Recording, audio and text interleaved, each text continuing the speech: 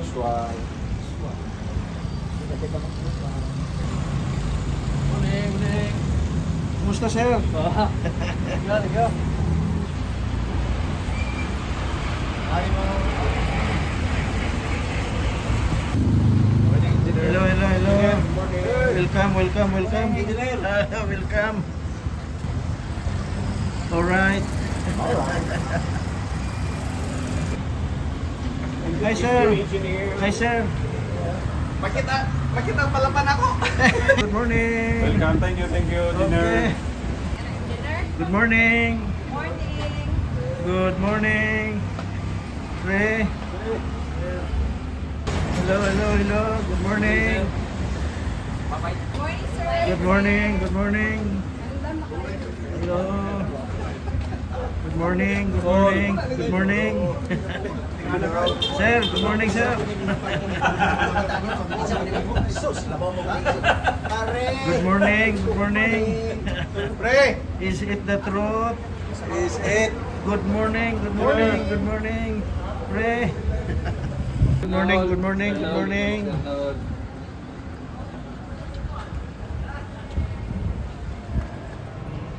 Second floor, bro. Second floor. This is, guys, the Monaco. Monaco ba? Monaco? Hotel Monaco. Ang ilang desk officers. Good morning. Sir, good morning, sir. Hello, hello, hello. Good morning, good morning.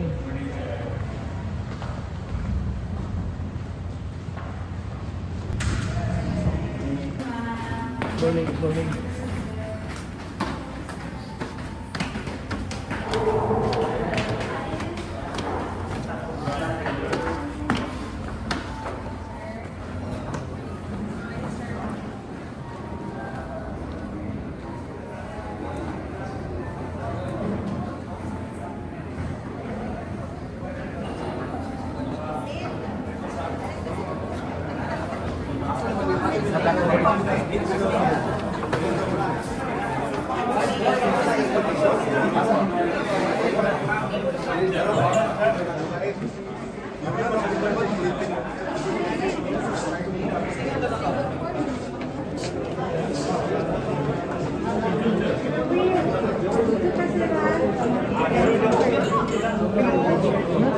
Ako mag-guest dito. Ay, figure dito.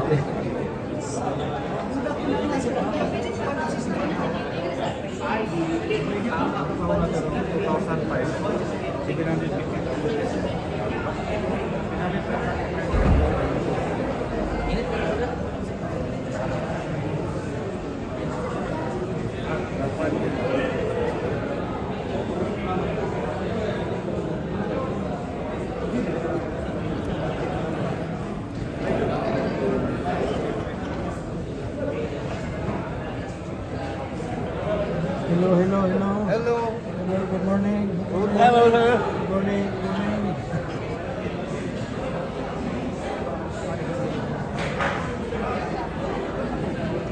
Good morning, Good morning, engineer. Good morning. Good Good morning, Papa.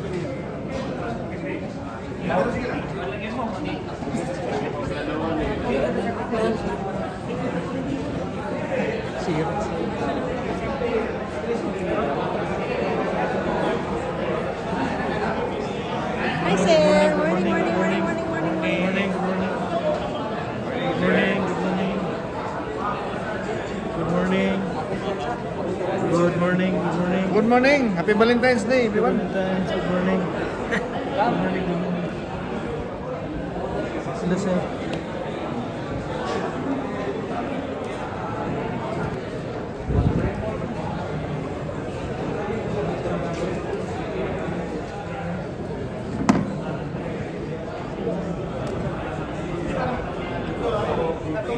Sa Valentine's Day, wala na lang. Valentine's Day. Paghapon to,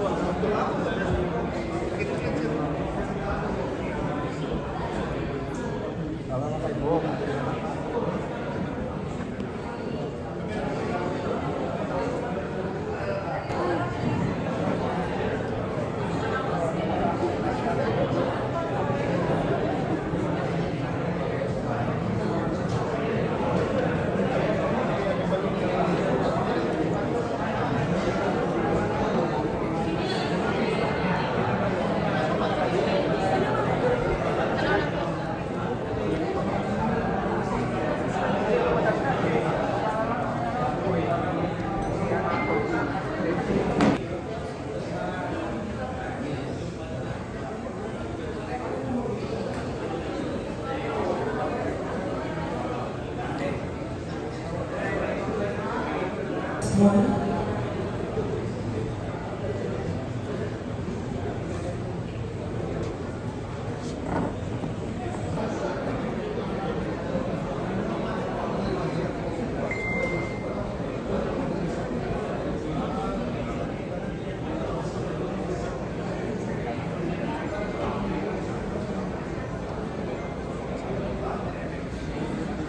We acknowledge the arrival of our newly appointed Regional Director of BFP Region 10, Fire Chief Superintendent and Vaccine Director, together with the City Mayor of El Salvador City, Honorable Edgar S. Lignes.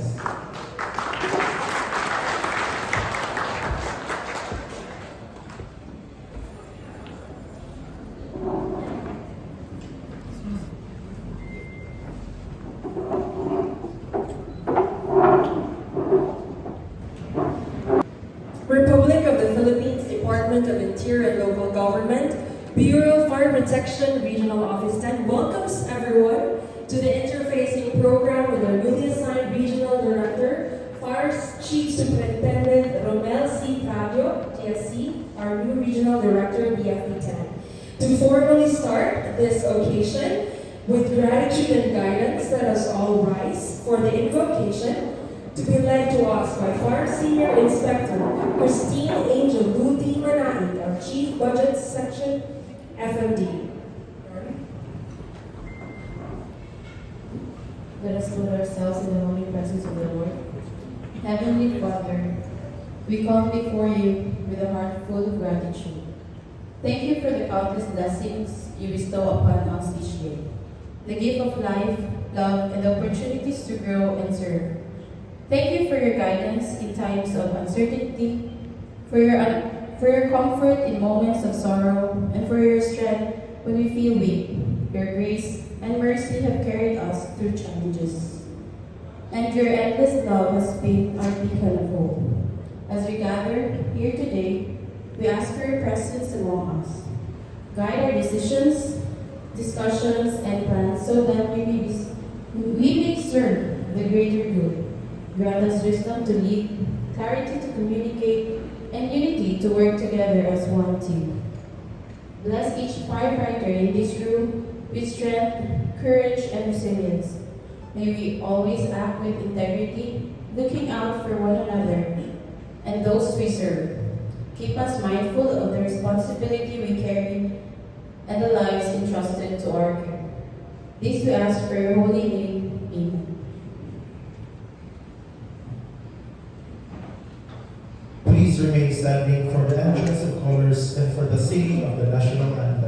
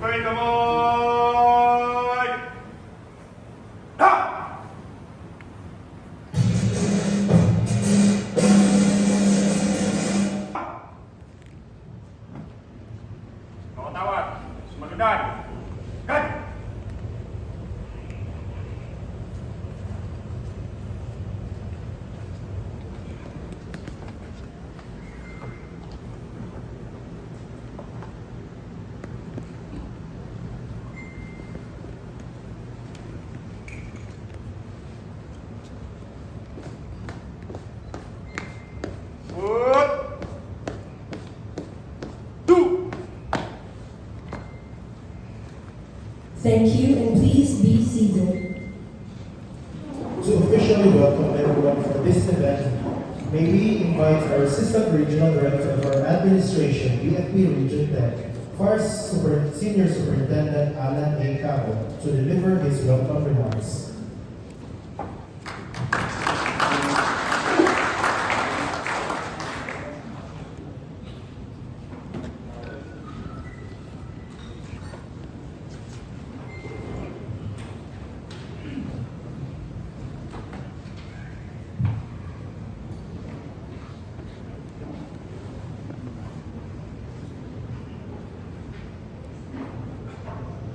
According to Marcus Aurelius, the Roman emperor and the Stoic philosopher, always do the right thing, the rest doesn't matter.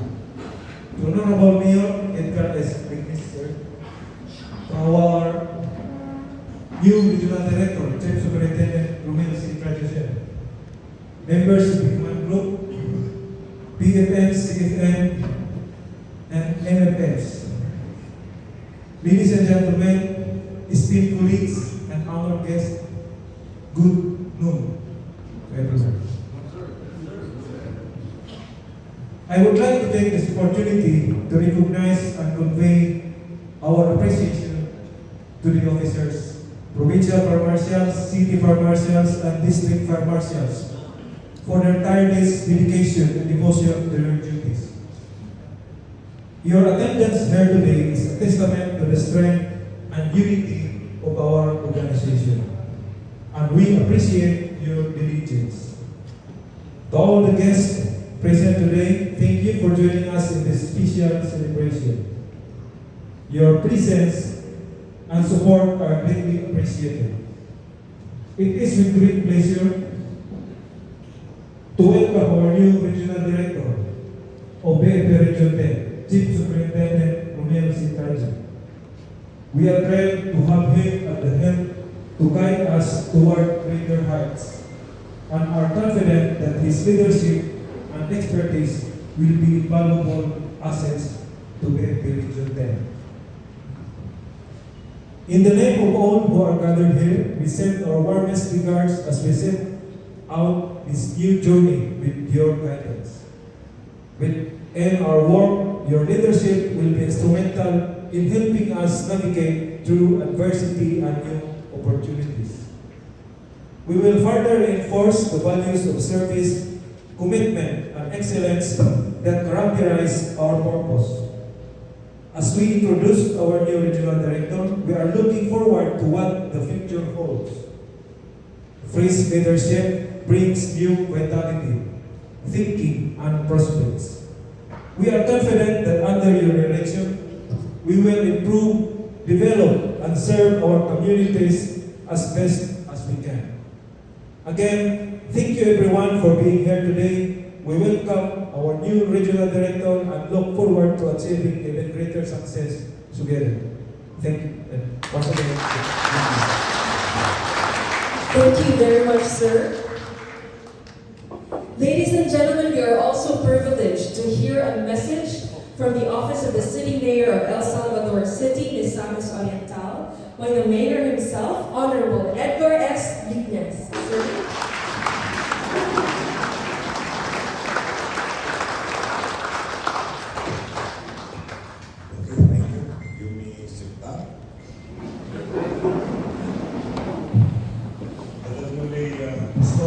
Regional Director, Fire Chief Superintendent Romel Colitas Tradio, Assistant Regional Director for Administration, Fire Senior Superintendent Alan E. Cabo. Welcome to Region 10 and to the City of Sirio. To all officers and personnel of BFP Region 10, good morning. The relevance of a strong partnership of the local government unit and to the national government agency is being strongly upheld in our locality. One good example is that our partnership with your agency. This brings us to an extra miles in the name of public service, and brought us to a notable development in our city in partnership with the city government of El Salvador and the city fire department, headed by the Fire Chief Inspector Sam Lawrence Bilarde. Starting with the growing business in the city and an outcast is being a business friendly. This contributes a lot of our goal, and the local fire station is strictly implementing the fire code in the Philippines and other lifted laws with a good client approach and proper customer relationship to the stakeholders. The proactive measures for the safety of the community blending and reaching out our 15 barangays ensures a fire safe in Salvador City. The decrease in number of fire incidents for the past years, indicating an effective implementation of the fire safety programs duly supported by the city government when it comes to its logistical and financial needs. Our city has also donated 1,000 square meters lot for the proposed construction of the Special Rescue Force Regional Headquarters since year 2021 until present. 1,000 square meter. The several programs signals the robust support of our local government unit to execute the mandate of the Bureau of Fire Protection in exchange for this service, while putting their lives and stakes in every response of fire and other emergencies. As a closing, I am thankful that I am invited to this momentous event in the welcoming the new Regional Director of the PFP Region 10 in our very own city. Let me thank each and every firefighter here in this hall. Thank you for your unwavering courage, dedication, and sacrifice. You put your lives on the line every day to protect others, facing dangers with strength and resilience. Your commitment to keeping our community safe does not go unnoticed, and we are deeply grateful for all that you do. Stay safe, strong, and know that you are appreciated beyond measures. Thank you, and once again, good morning.